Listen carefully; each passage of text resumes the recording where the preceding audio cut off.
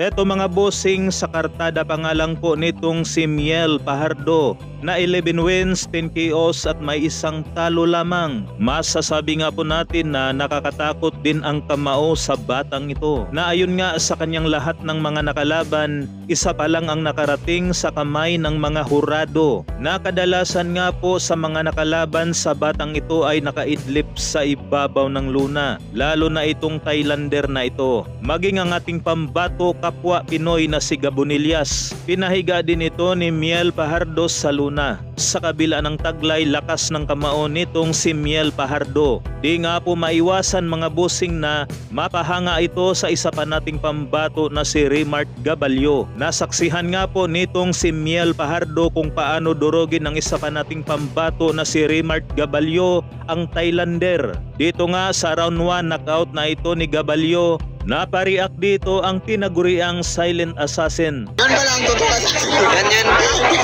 Hello, silent franchise. Ano sabi mo pre sa franchising? Galing. Bigla na siya eh. Naman sa bali. Samantala mga bossing, tila marami din ang humanga sa ipinakita ng ating pambato na si KG Cataraha. Nang pabagsakin nito sa round 3 ang kapwa Pinoy na si John Blazo.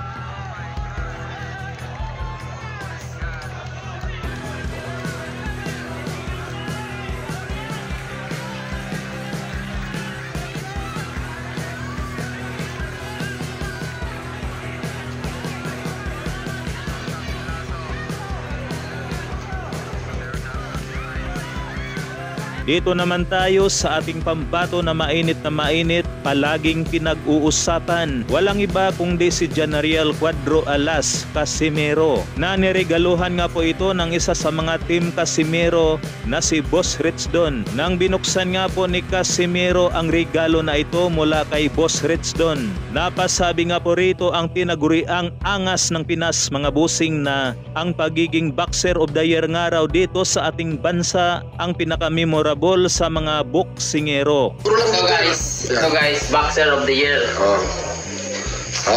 Boxer of the Year, ito yung pinaka-memorable ng lahat ng boxer na ikaw yung magiging best Boxer of the Year buong Pilipinas. Kaya sobrang laki ng karangalan namin dito. Ito, magiging 3 times world champion. Tapos ilang years ko na nangyari na nagiging Best Boxer of the Year ako. So dati Best Boxer of the Year dito lang sa Ormoc dati, tapos ngayon ito na buong bansa.